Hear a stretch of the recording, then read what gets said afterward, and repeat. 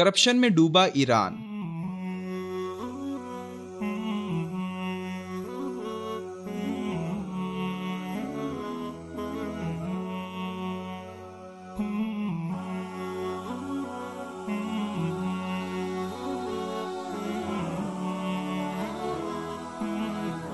ایران کے متعلق پوری دنیا یہ بات جانتی ہے کہ ایران اپنے اندرونی مسائل اور بحرانوں کا حل کرنے کے بجائے بیرونی ممالک میں مداخلت پر زیادہ توجہ دیتا ہے۔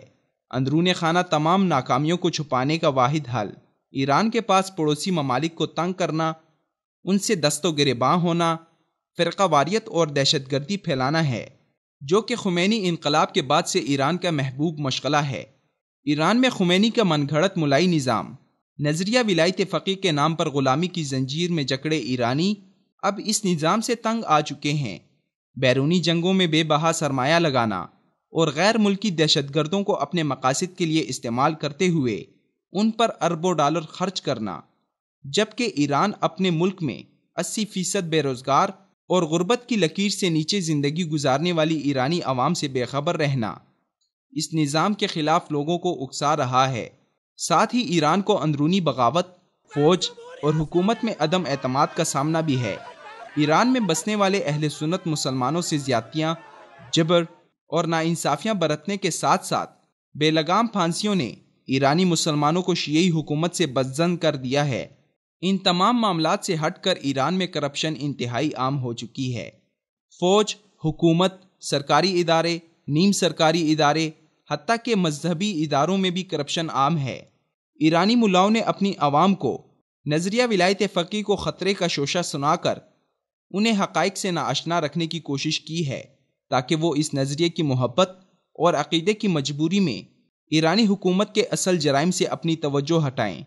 ایران میں کرپشن کے بے لگام سلسلے کے متعلق سابق ایرانی صدارتی امیدوار اور ایرانی سرکردہ سیاسی رہنما احمد توکلی کا کہنا ہے کہ ایرانی نظام کو کسی بغاوت یا انقلاب سے نہیں، بلکہ کرپشن، چور بازاری، لوٹ مار اور رشوت خوری جیسے جرائم سے خطرہ ہے۔ اگر ایران میں ولایت فقیہ کا نظام ختم ہو جاتا ہے تو وہ کرپشن ہی کا نتیجہ ہوگا، کسی انقلاب کا نہیں۔ احمد توکلی ایرانی حکومت میں مختلف عہدوں پر فائز رہے ہیں۔ انہوں نے مختلف اداروں میں کام کرنے کے بعد مشاہدے کا ذکر کرتے ہوئے کہا ہے کہ ایران کو بیرونی خطروں سے زیادہ اندرونی خطرہ ہے، جن میں ایک بڑا خطرہ کرپشن کے ناسور سے ہے۔ کسی بھی قسم کی بغاوت یا انقلاب ہمارے لیے خطرہ ہرگز نہیں ہے۔ خیال رہے کہ ٹرانسپیرنسی انٹرنیشنل کی رپورٹ کے مطابق ایران دنیا کے کرپٹ ترین ممالک کی سر فہرست میں ہے۔ رپورٹ کے مطابق کرپشن میں بدنام 175 ممالک کی فہرست میں ایران کا 136واں نمبر ہے۔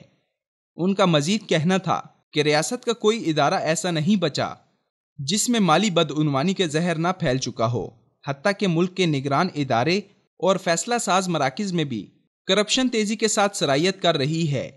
انہوں نے کہا کہ کرپشن ایک منظم عمل ہے جس میں ریاست کے اعلیٰ ترین نگراں ادارے بھی ملوث ہیں۔